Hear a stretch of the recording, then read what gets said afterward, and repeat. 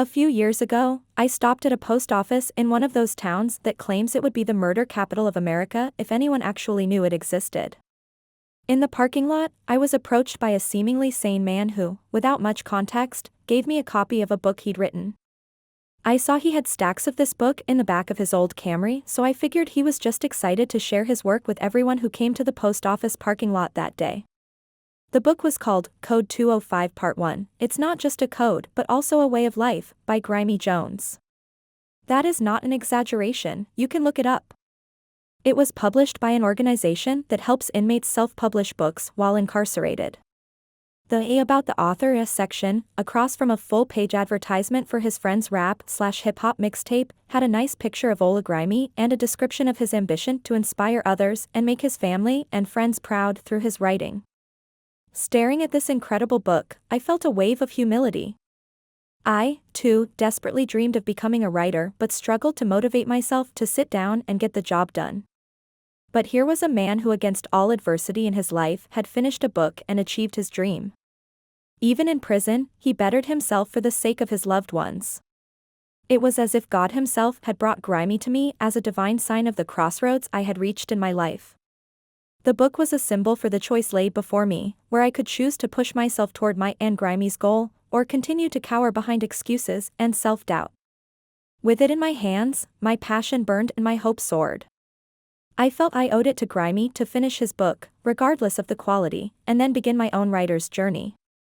Upon actually reading it, I discovered that Grimey had written more or less a series of disturbing, pornographic vignettes in his own personal brand of English. The titular, Code 205, is apparently a prison code for an inmate engaging in high-risk sexual acts, such the slightly autobiographic main character masturbating to the female corrections officers. According to Grimey, these actions are offensive because it makes the female officers feel sad about how inadequate their boyfriends and husbands are when they see some nice prison meat.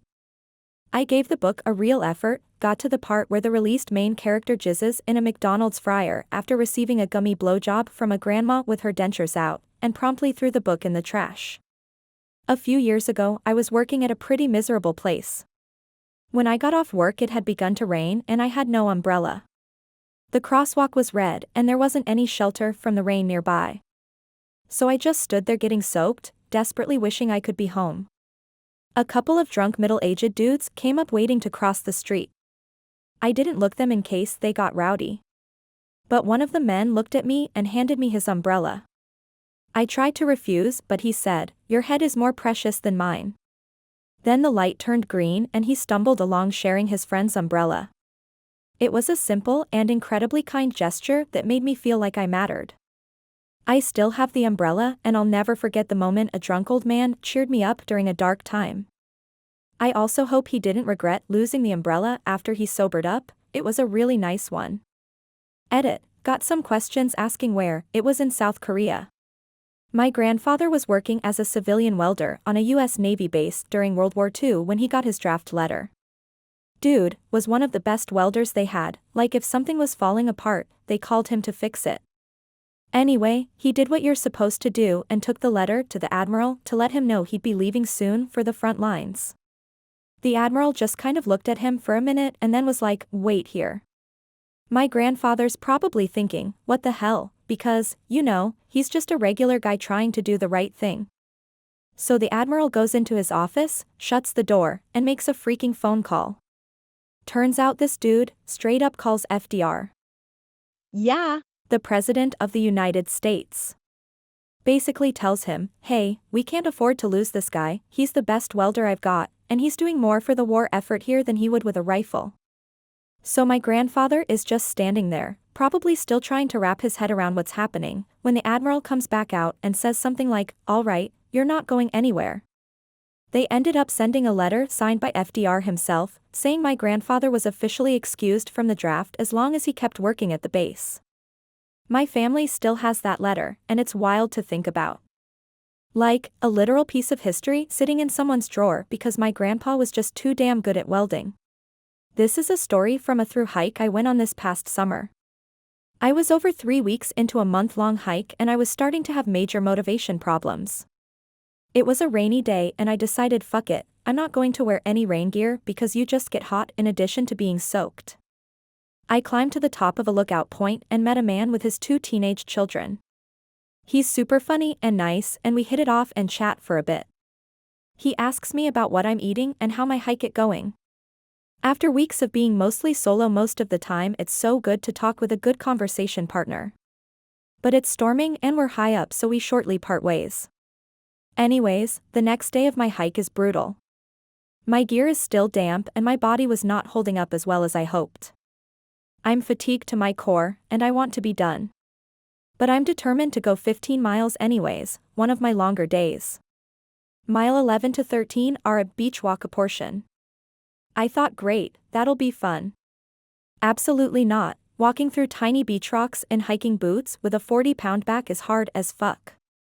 I dumped a full cup of rocks out of my shoes afterwards. I get to the end of the walk and there's a little bridge leading back towards the woods. On the bridge there's a sign that says lowest elevation point of the SHT, SHT being the trail. And I'm thinking to myself, I get it, today is the worst day, goddamn it SHT, you bitch, you really know how to kick someone when they're already down. So I keep going and I make it to a road crossing with trail signs on either side. And on the near sign, I see a gas station bag full of goodies. In my head, I'm thinking simultaneously no way and that it has to be for me. I get up close to it and in permanent marker, all caps, it says my very uncommon first name. I was speechless. Inside there was a full-sized bag of kettle chips, a 24-ounce Coke, an apple, and an orange. The kindly man I spoke to asked me what food I missed most and how far I was going. I said potato chips and 15 miles. He delivered. Best day on the trail. I don't usually drink pop, but that Coke, still a little cold, was maybe the best thing I ever tasted. TLDR, I was having a really bad stretch of days on a through hike and a kind stranger gave me an amazing, surprising gift and made my day. My grandfather was committed for alcoholism in the 1940s and stayed several years in a psychiatric hospital. Fast forward 60 years, and I'm touring that hospital for work reasons, as I was part of the team planning its replacement. I heard horror stories of how patients were treated in the past. I never told anyone my grandfather was one of those patients. He passed away more than 20 years ago. He was estranged from his family for many years after getting out.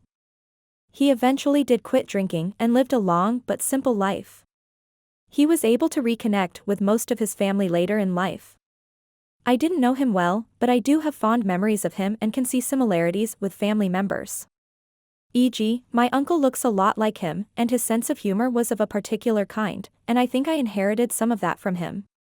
I feel like a dork, but here goes. I didn't know what periods were until I had them. So when I was bunking a class when I was 10, I told my teacher I had a stomachache and she asked me if I had periods, to which I said the next period is social studies. And she asked again and I said the last period was the science period. She said NVM and told me to go off. The same year when we were going for a trip from school, when the guide teacher told us we had to take pads, I asked why we had to bring writing pads to my friend. She said sanitary pads and I said, ick about y'all, but my exam pad is pretty clean.